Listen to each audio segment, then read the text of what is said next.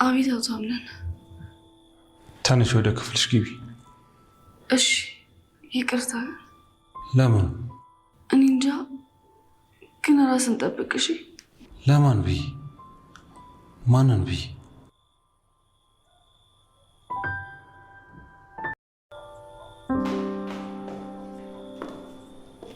አዎ በጣም ታስፈልጊኛለሽ። ለለቅሶ ብላ ነው አይደል? አይደለም፣ ቆየች። ለመኖር ነው የመጣችው። እጅግ ያሳዝናል። እጅግ ልብ ይሰብራል። የተቆረጠው ልጅ የማን ነው?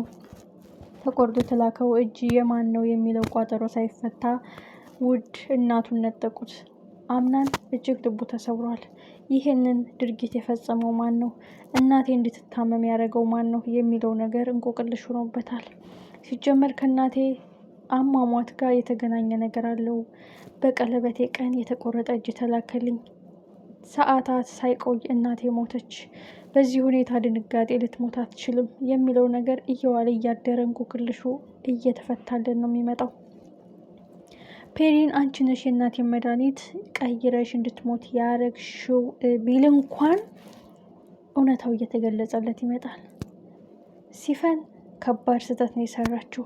ምንም እልክ ምንም በቀል ቢኖርባትም እንዲህ ማድረግ የለባትም ነበረ።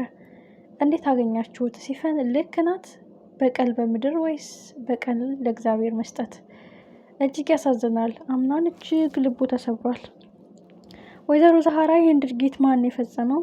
አምነን መቀበል አቅቶን እንዴት ነው ይህን ነገርስ እምንተው? የተላከልን ሜሴጅ ብዙ ትርጉም አለው። አምናንስ እንዴት ነው የሚበረታው? አምናንስ እንዴት ነው የሚጠነክረው? ማመን አቃተኝ። እንዳላበረታው ከኔ ርቆኛል፣ እንዳልደግፈው ከኔ ርቆኛል። በአንቺ ምክንያት እኔን እየጠላኝ ነው።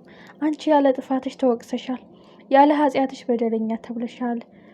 ፔሪን እውነታው እየቆየ ይገለጻል። ልጄ እውነታው እስከሚገለጽ አንቺ መበርታትና ሁሉንም መጋፈጥ አለብሽ። አምናን ከባድ ስሜት ውስጥ ሆኖ ቢያስቀይምሽም ቢናገርሽም በአንቺ ሰበብ ነው ቢልም መቋቋም አለብሽ ትላለች ወይዘሮ ዛህራ። እኔ አርጅቻለሁ፣ ልጅሽን ለማን አደራ ብለሽ? እኔ ደክም ያለው ልጅሽን እንዴት ላበርታው? እያለች እንግዲህ በከባድ ሀዘን ውስጥ ናት። ወይዘሮ ዛህራ እንግዲህ ከባድ ሀዘን ውስጥ ነው የገባችው። እዛ ቤት ረጅም ዓመት የቆየችው ብዙን ነገር ታውቃለች። ወይዘሮ ሜርሲን የወንድሟ ሚስት ብትሆንም ወይዘሮ ሰመሃል የወንድሟ ሚስት ብትሆንም እንግዲህ ከባድ ጥላቻ ነው ያለባት። ይህም የንብረት ውርስ ጉዳይ ነው። ስለዚህ አምናን እየቆየ እውነታው እየተገለጸ ይመጣል። ጀሪ እንግዲህ የወይዘሮ ሰመሃልን መድኃኒት ስትቀይር ወይዘሮ ሰመሃል በዚህ ኬዝ እንደሞተች ነው አሁን የምታውቀው።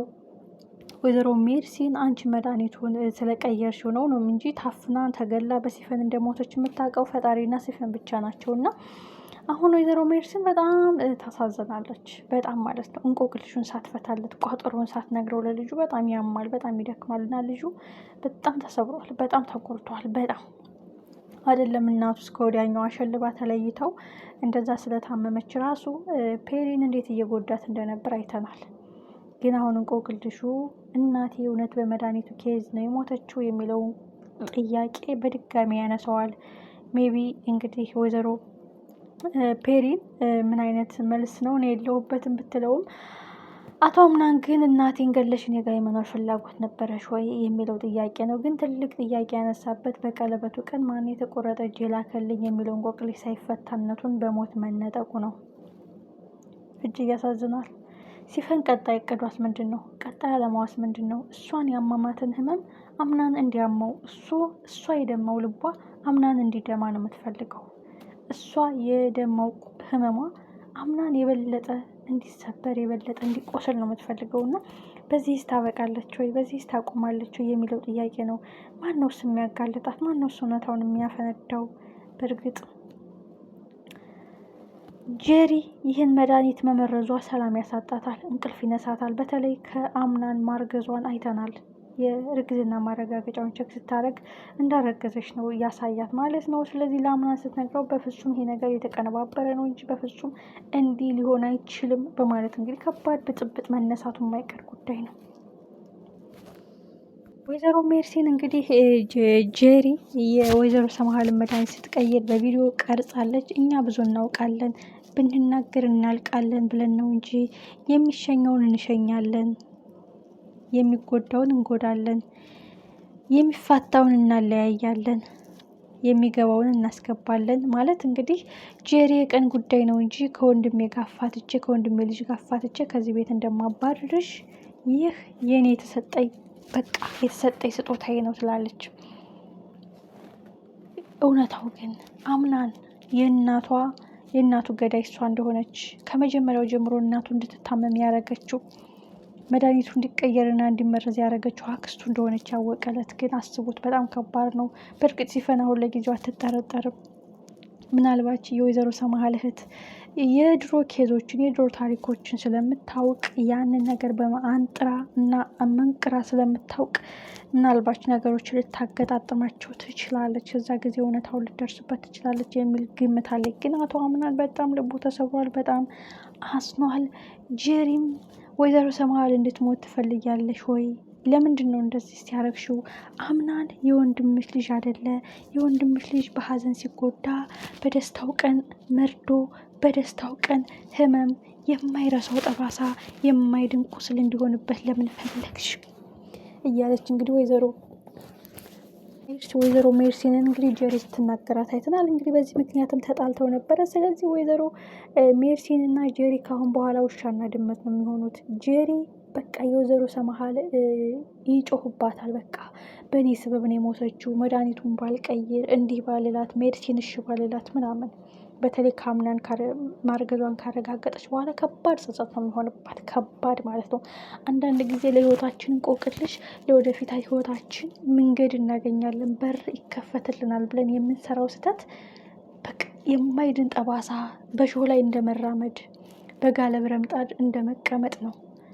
አሁን ወይዘሮ ሜርሲን ጄሪን እንደፈለገች ጭባጭቤ ነው የምታረግባት። ብትፈልግ ከወንድሜ ልጅ ራቂ፣ ልጁን ካንተ አይደለም ያረገዝኩት በይው ልትላት ትችላለች።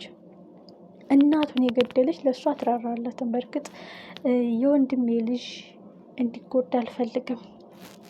ይህ የተቆረጠ እጅ ከማን ነው የተላከው? የእውነት ወይዘሮ ሰምሃል በአንቺ ግንኙነት የተደረገ ነገር ሊሆን ይችላል። ከአንቺ ጋር ግጭት ያላቸው ሰዎች ሊሆን ይችላሉ። ይህን ጉዳይ ያደረጉት የወንድሜ ልጅ አንድ ነገር ይሆንና አንቺንም አንገትሽን ቆርጭ ነው በር ላይ የማስቀምጥሽ ብላለች። በእርግጥ የወንድሟ ልጅ ልትወደው ትችላለች፣ ልትጠብቀው ትችላለች። ግን እየጎዱ መጠበቅ፣ ልብ እየሰበሩ መንከባከብ ምን ይሉታል? ሲፈን ለጊዜው መደበቂያና መሸሸጊያ ወይም ከተጠርጣሪ ውጭ ልትሆን ትችላለች። የጊዜ ጉዳይ ነው እንጂ ሀቅ መፈንዳቱ፣ እውነት መውጣቱ አይቀርም።